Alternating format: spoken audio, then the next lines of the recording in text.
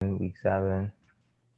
And we're here, week 7, almost to the halfway point of the season. And guys, it's been a good season. Offenses look real good. Can't say too much about defenses, especially after my botched pick with Dallas.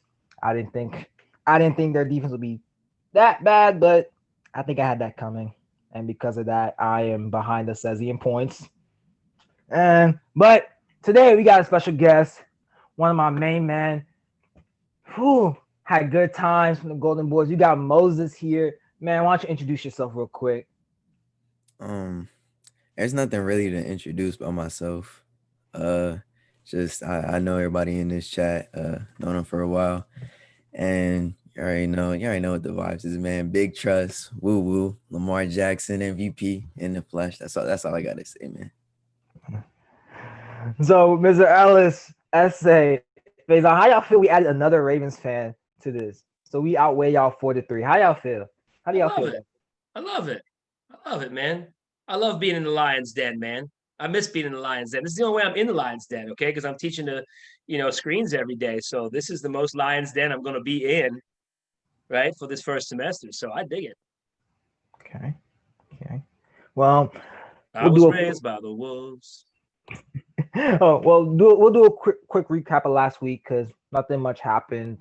Basically, what everyone expected. Baltimore won a pretty close game, which JPNO says he didn't call, but I did. Just can't count out the Eagles. Can't count out Carson Wentz. I mean, we still pulled out W. We're 5-1, one game behind Pittsburgh. Pittsburgh, ain't much to say. They took care of Faker and the Clowns, and like what Mr. Ellis called last week, Minka Fitzpatrick would be a factor. First play comes out with a pick six, so huge props to Mr. Ellis for calling that because I would not have called that quick. I know my team, and I believe in guys like Minka. Then the Packers Bucks game. Whew, what an upset.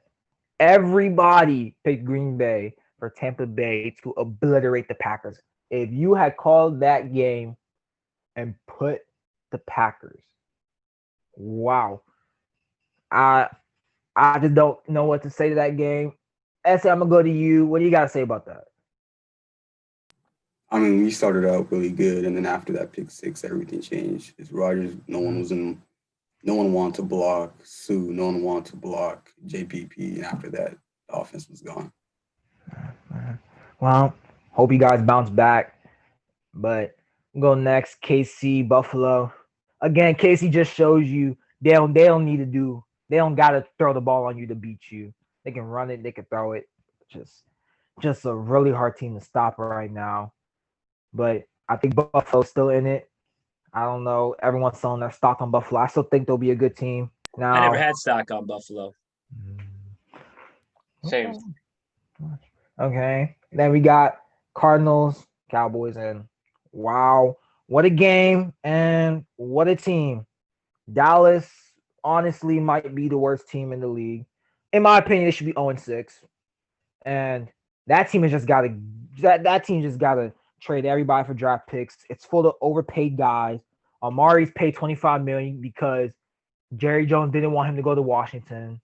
Like that doesn't make sense. Are you that scared of Amari Cooper? Are you that scared of him? You overpay Zeke. He has more fumbles than you guys have losses. I don't think that's not good. DeMarcus Lawrence paid 21 million, top five lineman, hasn't done top five lineman stuff. Just you have a starting safety who says they can't give effort every play. He still starts. Just it's just a disaster of a team. Their only bright spot is Alden Smith, really, if I'm being completely honest. The O line's a mess. And honestly, I just feel bad for that team. They gotta get rid of Jerry Jones because he doesn't know how to run Dallas. And everyone in here can attest to that. They've just got to go. And I could sit here forever and ever and debate about how bad the Cowboys are, but that wouldn't be too much of a show. Could be, could not. But we'll go into week 7 picks, and we got a good onslaught of games. We're gonna go into it. Everybody knows what the first game is. We got the battle of the only two undefeated AFC teams. We got the 5-0 Pittsburgh Steelers rolling to the 5-0 Tennessee Titans. and arguably a game of the year matchup. Tennessee has a 1.5 point edge over on this 52.5. That's it. I mean, I know Mr. Ellis isn't really happy with this game, but I would just say the Steelers have been really impressive. And if you just watch them against the Browns last week, especially with Mr. Smith coming down here and saying, "Oh, this offense is amazing" and stuff like that, and I called how fake the Browns were, specifically on offense. And he was shocked, but I don't know how he could be shocked after the performance they had against the Ravens and then not proving against the Steelers. And the Steelers, they did have weaknesses against the Eagles, but I see them getting it pretty. I like the Steelers to win this division. It would be close, especially with the Thanksgiving game. I give them, I'll say they win 25 to 20, 28, even with Henry going absolutely crazy and Devin Bush out. I would love to side with you there because honestly, I would want to see Tennessee lose, but I'm sorry. Tennessee's winning this game. It's just not in favor of Pittsburgh. Even if they win this game, they have to come to a healthy Baltimore team off a bye in Baltimore. And Harbaugh is, I think, 14-2 on buys. Could be wrong, but he's almost undefeated off a bye. And that's just not good. And then the Steelers, once again, they're just unlucky with their inside linebackers. They lost Devin Bush for the year. And don't be surprised if Tennessee literally just punishes them running the ball. And Derrick Henry, golly, I don't know. He's really making a big case to be the best running back in the league. He's making a really good case for it. I still think Pittsburgh will keep it close, but I just don't see Pittsburgh winning this game. I got Tennessee winning. Same score as USA, 28-25. I gotta disagree with Emmanuel here. Like, I always go against the Steelers like every week because I hate them. Like, I just don't like them. But I think they gained my Hey, I'm respect. still alive here. Hang on a second. Let me just make sure I still got vitals here. This isn't a different planet I'm on now. Okay, sorry. They gained my respect. I always knew they had a good defense. I just didn't believe in their offense. But now Big Ben, man, he's to take that many hits, take that many sacks, and still be up. Like, I think he's comeback player of the year. I think he's balling out. I think the offense, even though they didn't play anyone really good, they played the Broncos, but you can't do nothing about that. You can't do nothing about the schedule because people would say the same about us. The only good team we played was the Chiefs, and that proved us wrong. But like, hey, the Steelers are balling out. I think they come in this game and beat the Titans, but they're gonna lose to us next week. I already know that, but they're gonna beat the Titans 28-21. I think they're gonna win by a touchdown. It's going to be in the 20s. It could go in the 30s, but my score is 28-21. Last drive, Big Ben rolls them down, touchdown.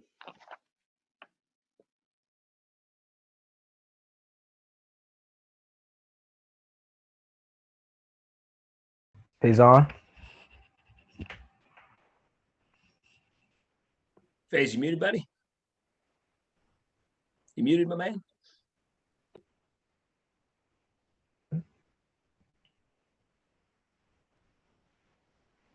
Here, we're going to kick it back. Yeah. Let's kick it back to Moses. We'll go back to FaZe. Okay, let's kick it to Moses. So, Moses, what you think about this game? I think Steelers, they take a big loss losing Devin Bush, especially in a game like this where the Titans have such an established run game. You need your linebackers in this game.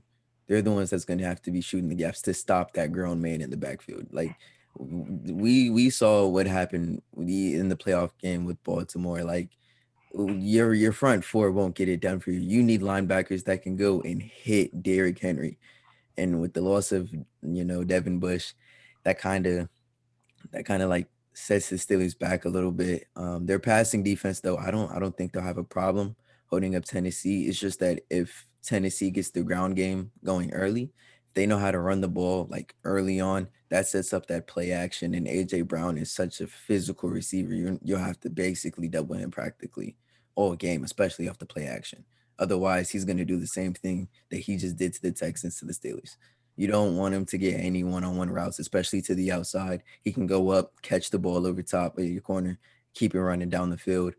And I think it's definitely going to be an offensive sided game. It's just going to come down to who could be more productive on that side of the ball. Big Ben looks good, especially after last week. Claypool looks good. I think Juju's going to spread the offense a little bit more for the Steelers this game. I do think it's going to be close, but I think I'm going to take the Titans edging it out. I'm going to say 32-28.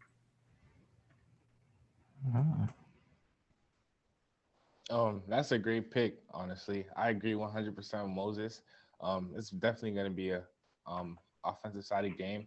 One thing to look out for is the Titans. In 3 of their last 5 games, they've allowed 30 points. And this Steelers offense, this is a good offense. This is an established offense. Yes, they lost Devin Bush, but I feel like if they get one stop, I feel like they can take this win. So I got the Steelers winning 35-28. Boy, this is tough because our history in that stadium is not good. 2003, or excuse me, 2002, playoff year 2003, 2002 season, we're walking to the AFC Championship game. All of a sudden, a phantom pass interference on the last drive for Tennessee. In overtime, they call us offsides on the kick. Evidence showed there was no offsides. They got to kick again. They beat us in overtime. That started the horror show in Tennessee. In fact, the only time that we've won there since this new stadium opened was in 2011, a game that Ben Roethlisberger did not play, a game that Dennis Dixon started, a game that Antonio Brown grabbed a reverse on the kickoff for his first professional touch ever and took it straight to the house. That was 2010 season, 2010, game 2. That's the last time that we won in Tennessee. And Ben Roethlisberger was not the quarterback that game. Ben has been a house of horrors in Nashville. He has not won. He's played poorly. We've played poorly. We've fallen apart as a team. And now we're coming in a week that was supposed to be our bye week to have to play them due to their irresponsibility and skirting of rules, where Vrabel picked up from his old coach, this idea how we get around the system, anything to win. But for all those reasons, I think you throw them out the window this year. The Steelers team is unified. The Steelers team is on the same page. The Devin Bush loss is going to be significant, but I don't think this week, because this team is giving up 3.3 yards per rush, which leads the league by a long mark. The 2008 championship team gave up 3.5 yards a rush, just for comparison's sake. We've shut down Barkley.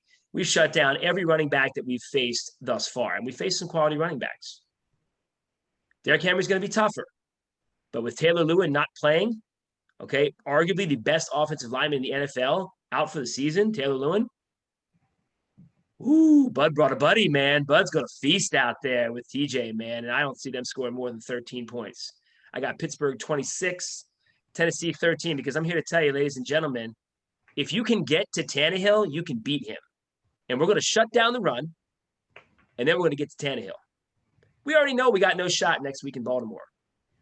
A Ravens team coming off a bye in Baltimore, we got no shot in that game. So we're already, I think, in a way kind of conceding. Plus, we got to play them again. We don't want to show too much this early in the season. So I'm expecting an L next week, but we are definitely getting a resounding win on Sunday. Mark that one down as my lock of the year. Pittsburgh 26, Tennessee 13. Wow. Well, 13? right now, Faison is going through some technical difficulties, but he did say he picks the Titans to win 28-24. And next, we got another good matchup. We got a divisional NFC West matchup. We got the Seattle Seahawks rolling into Arizona. Seattle's favored by 3.5 edge over 155.5. Says he? Yeah, watching the Cardinals in the Cowboys Stadium was great. Kyler Murray played amazing. Kenyon Drake finally bought out for me in fantasy, but I don't think they can beat the Seahawks here. I just think they're too much of a well-rounded team. My fault for the sniffing. But if you look at the Cardinals secondary, even though it was kind of like a dominant performance from Buda Baker, I still feel like Russell Wilson's going to carve them up. So I have them winning easily 28-14.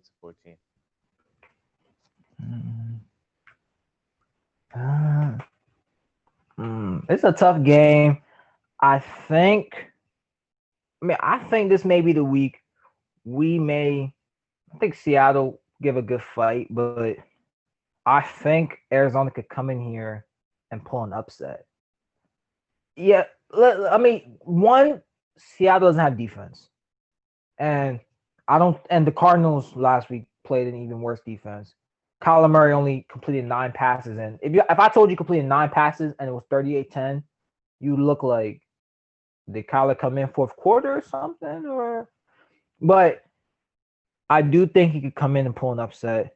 That offense looks good, and that defense, Buda Baker, I think, and then they got a pass rush too, and then with Seattle's O line troubles, I think they could really come in and pull an upset. I think it'll be very close. I'm gonna pick Arizona to win, be high scoring,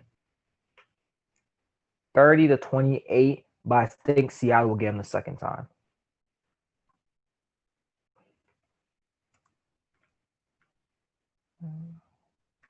They no, we'll push it to Moses since Faison's having troubles again. I think this is gonna be definitely a good game. Um, the Cardinals looked great last week, especially against the Cowboys. But there's just something about Seattle that doesn't make me count them out. And that thing is Russell Wilson. That's the difference between the two teams is Russell Wilson, because Russell Wilson is literally like one of a couple quarterbacks, maybe four, that can have a mediocre O line like he does now and still put up the numbers and win games for his team. And that just like it goes to show just the coaching of Pete Carroll for one. Two, DK Metcalf is a monster.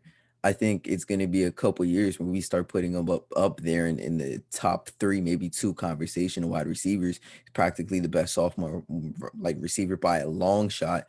And I think on the defensive side of the ball, yes, Seattle has problems, but this Cardinals offense has kind of been inconsistent.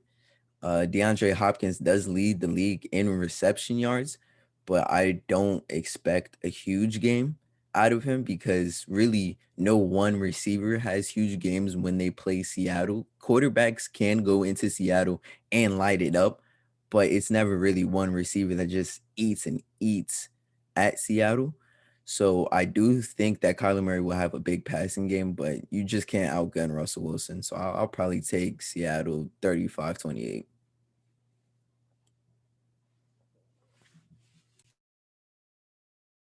Faze, you want to jump back in?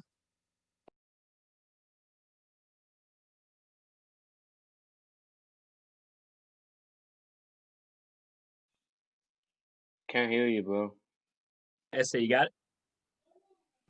Yeah, I agree with Moses. Russell Wilson's the difference between these two teams. But if you look last week against the Vikings, they struggled heavily to put up points. And if it wasn't for some complete magic on fourth down with Wilson in that last drive from the four, like that 38-yard pass to Metcalf, and then the time expiring and touchdown, they would have lost to the Vikings. And this Seahawks team is not really as well rounded as a Super Bowl team that you would think from a team like Seattle. But Wilson's going to do the same thing he did against the Vikings and clutch up, because Kyler Murray had a good game. The Cardinals did have a good game, but Kyler Murray missed some throws to DeAndre Hopkins that he wouldn't have done other games. And I see Seattle winning this. It'll be a really close game. 31-28, Seattle. Yeah, I agree with Moses and SA. I mean, you can't count out Russell Wilson, just like what he does with his offense. And you gotta understand that the Seahawks are coming off of a bye. And Pete Carroll is such a good coach. They're such a good team already, and off the bye, I think they're gonna put up a good fight. This will be a dub for the Seahawks. 35-21. I think they win by 2 TDs. I think they just lock down Kyler Murray. I think this is the game that the defense will actually prove that, hey, we can actually play defense. We won't let these games get close. So my thinking is the score will be 35-21 Seahawks.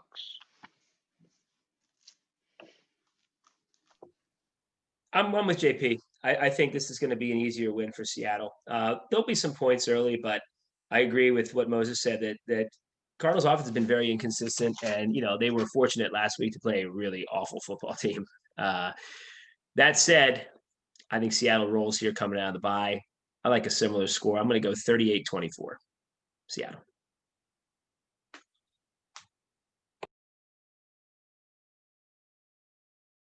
Kyler Murray gonna make out pay for that. I'm just saying. He's gonna make out pay. Let's see. You got next. We got the Green Bay Packers coming off a huge loss, rolling into the 1-5 Houston Texans. Green Bay's favored by 3.5. Over on this 57. Essay. They're gonna destroy them. I cannot see us losing back to back. And Rodgers off a bad game is always amazing. Like the last time he's ever thrown two interceptions in a game was 2017, and I don't even remember the last time he threw a pick six. He has 3 in his career, and I just remember it was 2014 against the Saints when we had a bad loss. The next week he lights up the Bears on, I think it was Sunday Night Football, and I see the same thing with this bad Texans team, and it's gonna be. I think it's going to be a big blowout. I don't think it's going to be close. Deshaun Watson, I feel bad for him. I don't really think he got paid enough on his contract to handle this type of team. And the Packers, Matt LaFleur has not lost back-to-back yet, and I don't think he's going to do it this game. I see the Packers winning. I'll say 38-17, Packers. I agree with you, Essay. I don't think Aaron Rodgers is going to lose back-to-back. But I don't think you should sleep on Houston to make this game a little closer than you think. Because Tennessee, for the defense they have, and for Watson to almost beat them, the only reason they won was because of those dumb overtime rules, which they should change and make it like college football. But I still have the Packers winning, but I think it'll be closer than what you think. I'm gonna take the Packers 38-34.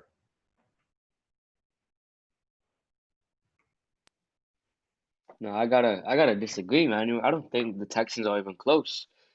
Aaron Rodgers, 2 picks. I think they're gonna blow them out. 38-14. I think they only score 14 on this Packers defense. Packers defense looks legit, and as I said, I feel bad for Watson. He's about to get sacked. I see Aaron Jones and Devontae Adams having a big game. Aaron Rodgers just airing it out. I think 38-14 Packers. I really don't think this Texans team is a bad team. I just think they got unlucky with Bill O'Brien. If you saw the game against Tennessee last week, it was really, in my opinion, it was impressive on the Texans side. The way they were able to bracket Jadovi and Clowney and make sure Deshaun Watson had enough time to throw. The way they were able to scheme open those receivers. I'm tempted to pick the Titans here, but I don't want to go against Aaron Rodgers. But I'm gonna still pick them anyway. I meant Texans. I'm gonna go with Deshaun Watson. Gonna pick up another win on the year, 38-35 Texans. I don't trust that Green Bay defense. Sorry, Essay.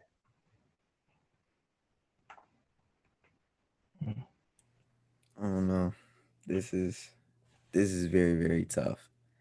And it's tough because last week we saw a great Texans team. That was we got Bill O'Brien up out of there, coming off a win in Jacksonville.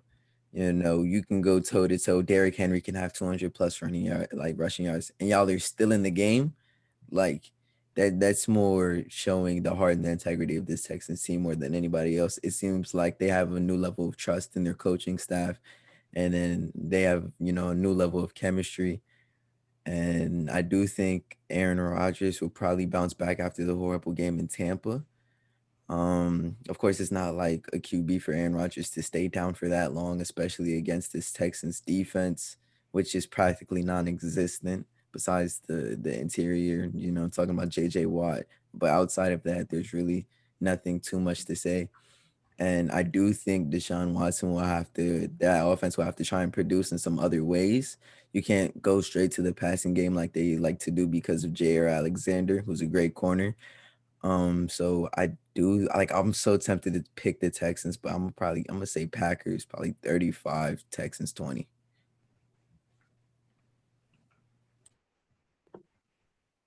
Man, this game has gotten tougher as you think about it because it's in Houston.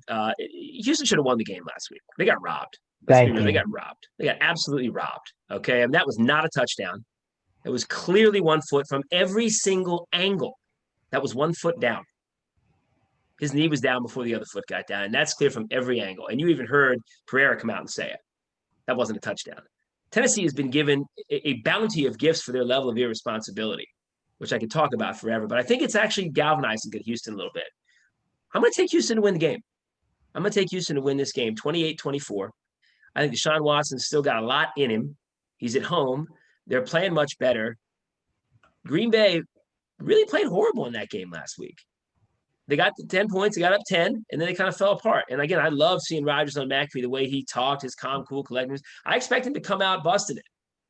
But the other question is Bakhtiari going to play in this game? Is he out at tackle? Is he going to play? That's the question. If you go on the road and you don't have him, I don't know. I'm going to get wild here. I'm in last, so I'm going to get wild. I'm going to take Houston, 28-24. I think they can do it. Now on to our next game. Another surprising game, but thinking about it, it's a good game. We got the San Francisco 49ers traveling to the New England Patriots. Over the edge is New England has 2.5 edge. Over on this 45.5. What says he? That loss to the Broncos was just flat out embarrassing. But I also credit that to the lack of practice because, the Patriots have been shutting down the facility and out. But I think they're going to have a full week of practice this week. And the 49ers, I forgot what they played last week, but the game that comes to my mind is the Eagles game, man. I don't know what's wrong with the 49ers team. Oh, they play the Rams. Yeah. But that secondary looked impressive, I would say, but I wanna say the Patriots here. I don't think Bill Belichick's gonna lose 2 in a row, especially now that the Dolphins are 3-3. I think the Patriots are gonna win this one. A low scoring game, in my opinion, 21-17. I'm about to agree with you there too, Azezi. I just don't see Belichick losing this game, and looking at that Broncos game, just thinking about it, like New England could have won that game, and for a team that was practicing sporadically to only hold Denver to 6 field goals, that's big, and that's just, to me, that's a big win as a defensive coach. That Drew Lock had 6 chances to go down and score a touchdown, was stopped every single time. And if you removed all those turnovers they had on offense, which was more, and all those misconnections due to Cam not being there because of COVID, they would have won that game. And I think they come in here and they make a statement, and it's not time for New England to hit a panic button like Faison is thinking. It's not time for them. They'll be fine. They'll come out, make a statement game. They'll win. I think they'll come out 28-12. New England 28-12. That's a great score, but see, I mean, you're right how like Faison was panicking because of the Patriots game and stuff like that. Because see, Cam Newton came off of the COVID list, Stephon Gilmore came off the COVID list. It was some rust and this and that, but 49ers actually look really good. I mean, the run game, I know Mostert is out now, he's on IR, but McKinnon is a good running back, and their secondary looks really, really nice. I might have to pick the Niners. Like, I want to pick the Patriots, but I just have this feeling that the Niners will pull this one out. I think they're going to be winning it 28-25.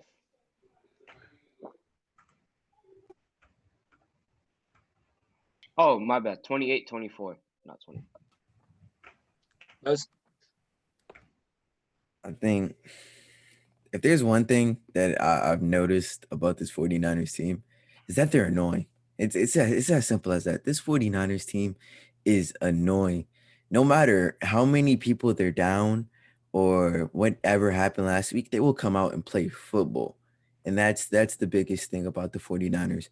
And like Javnet said, I think they do lose Mostert. That's a hit in the backfield. But McKinnon is a great back. He can take over that role. Garoppolo, he looks better than he did down in Miami. But also that time in Miami, he was still coming off his injury.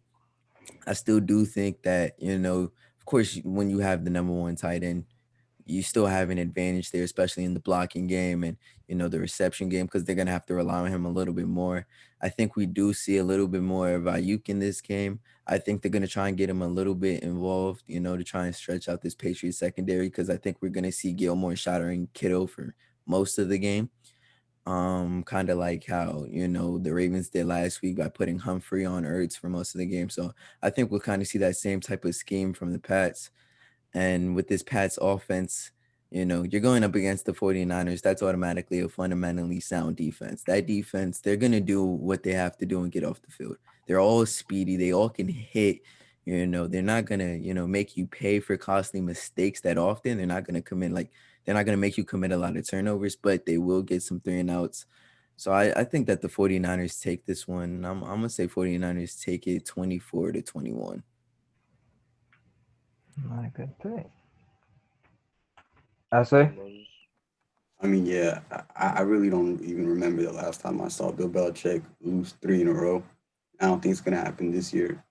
You saw against the Chiefs game, which they would have won with Cam. It's so obvious. There's so many chances they had to score on that game, and it was just so unlucky for that game against the Chiefs, which is going to be a top, maybe in the playoffs, a matchup right there. But you had Brian Hoyer taking your second half. You had Edelman dropping the most wide open passes, and you see them get like a short practice week or a bad practice week and lose against the Broncos in a game they could have won. And now Bill Belichick is not going to allow his team to make those mistakes again. And even with the 49ers team that did really well for a couple of weeks with a really better team, I don't think it'll be enough to beat the Bill Belichick. And Cam Newton, I still love that QB, and I still think he's going to be able to beat the 49ers this week. And I think it'll be a really, really good game this week, 28-21 Patriots.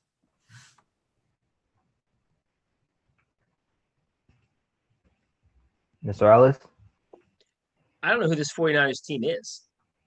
Is this the team that got blown out by Miami, or is this the team that manhandled Pretty Boy Sean the Rams? I don't know. Okay, I don't know. But what I do know is that New England's not losing 3 games in a row. Close game, New England 23-20.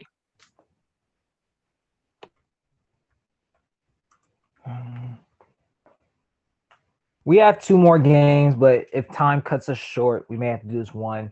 And this is the more interesting game. We got the battle of the 2 pirate teams in the league. We got the Tampa Bay Buccaneers off a huge upset win against the Green Bay Packers, going to the Las Vegas Raiders.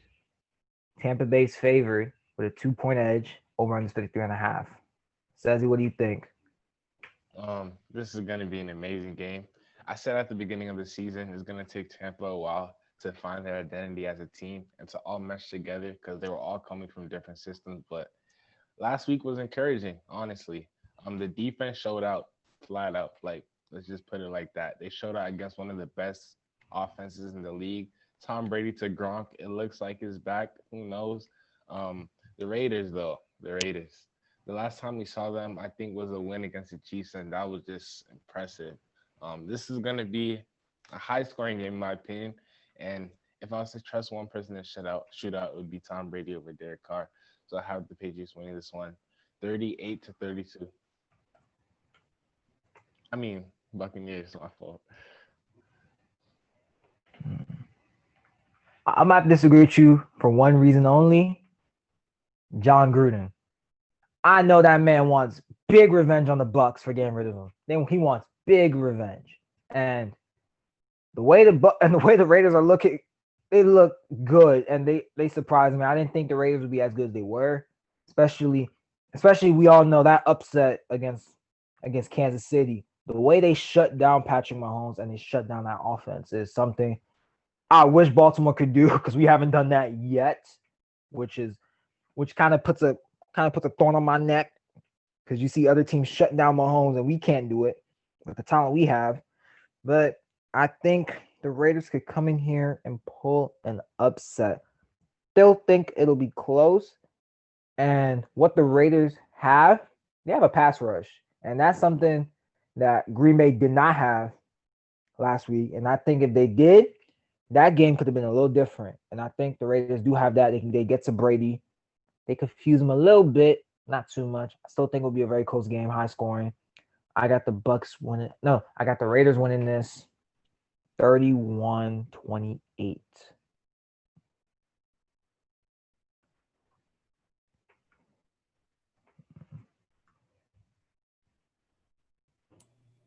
Um, I think I think this is gonna be an offensive battle.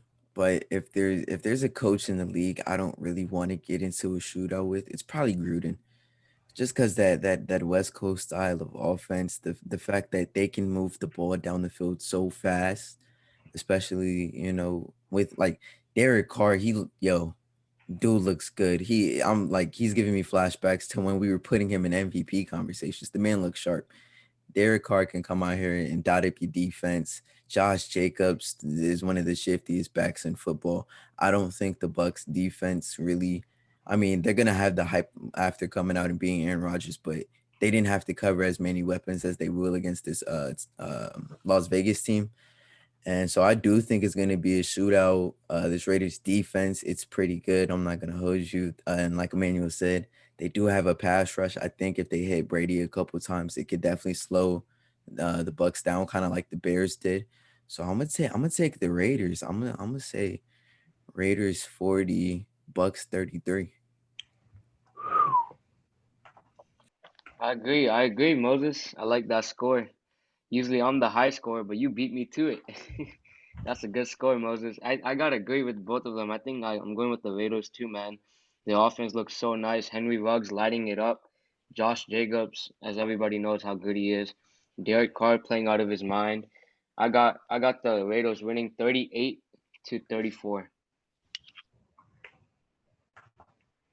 Okay. I say, I mean, yeah, last week it was a bad week for Gronkowski to finally show up.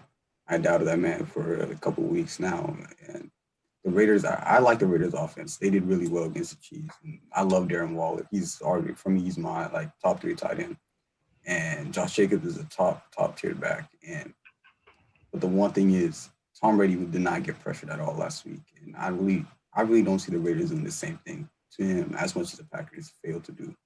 And that Bucks D showed that it's not a fake. The amount of they pressured Rodgers on every single play. He was getting knocked down on every single play, and I don't think Derek Carr will be able to take that type of torment throughout the four quarters and be able to sustain.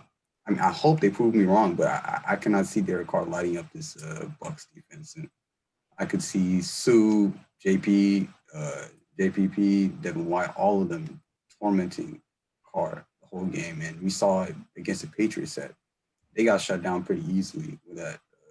They took away Darren Waller, and after they did that, the Raiders couldn't do anything. I see the Bucks winning 32-23. Pretty solid win for the Bucks. Mr. Ellis. Yeah, this is a tough game to call, I think. There's still a lot of unknowns. It's still very early in the season, guys, when you really think about it. We're still seeing teams formulate their identity, but I think Tampa took a big step forward in that, as did the Raiders in the 2 weeks prior there when they played Kansas City. At the other day, though, I think the Tampa's pass rush is going to get to Carr. They just added Steve McClendon on the sneak, by the way, just stole him from the Jets, literally, and they got him in time where he'll be able to play Sunday. He beat the 6-day COVID thing. That's going to give even more beef to an already stout defensive line. I expect him to hold off the Raiders in a close game. I like Tampa to hang on 29-27. Looks like we have enough time to knock out this quick game. We got Monday Night Real Football. quick round robin, real Yeah. quick, super We quick. gotta go Chicago Bears at the LA Rams. Osazi? Even though LA lost against the 49ers last week, I was really unimpressed with the Bears. Um, if not for the two turnovers by Teddy Bridgewater, I feel like they would have beat them. So I'm gonna go with the Rams. 20, 24-14.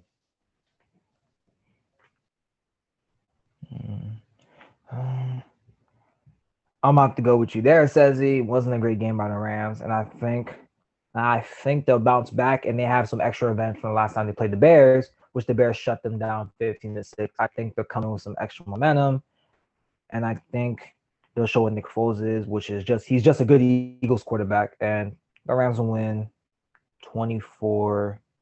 Actually, I'll take your same score. 24-14.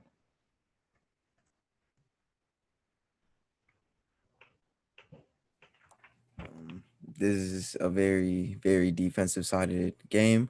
I think Aaron Darnold gets going early against his Bears O line. I think McVay opens up the playbook a little bit against his Bears defense, and I'm gonna take the Rams. I'm gonna say the Rams 21-18. Yeah, I agree. I agree. I think This is the game where Rams bounce back. The Bears, I think they bring them back to earth. I got the Rams winning this 21-24. A very defensive game. Pull out with the field goal. Jake Elliott. Check out. I mean, not Jake Elliott. I forgot the kicker's name. Brain fart. My bad. Yeah, I got the Rams. The Bears are the biggest frauds right now. The Browns got exposed like last week, and now the Bears will be too. They got absolutely lucky against the Falcons, absolutely lucky against the Lions. I don't even know how they won the Bucks game. They played horrible most of that game on the offensive side, and they're gonna do the same thing again. The Rams are gonna shut them down. I say 26-10 Rams.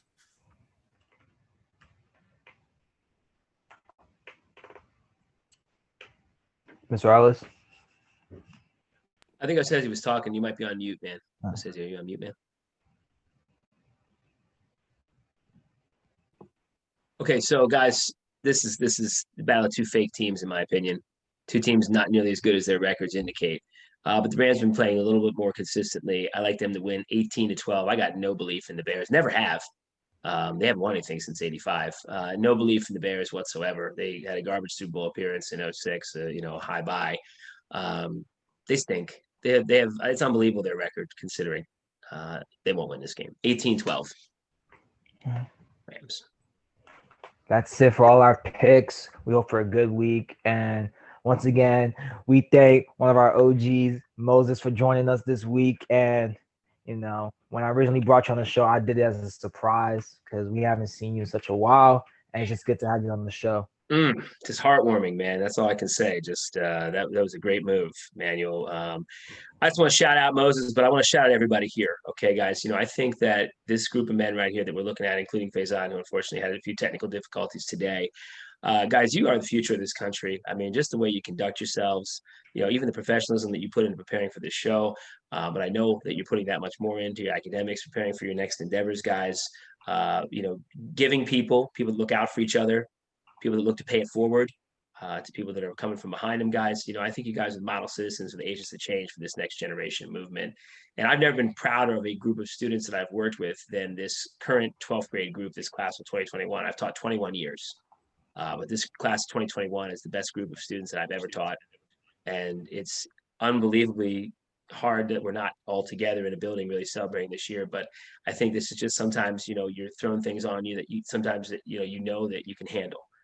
And you guys are doing a great job handling this. And I think we need more things like this, more gatherings like this to get people together that have the same kind of vibe and feeling about life. And you guys keep me young and you keep me inspired, knowing that my kids' future is looking good with you guys out there ahead leading.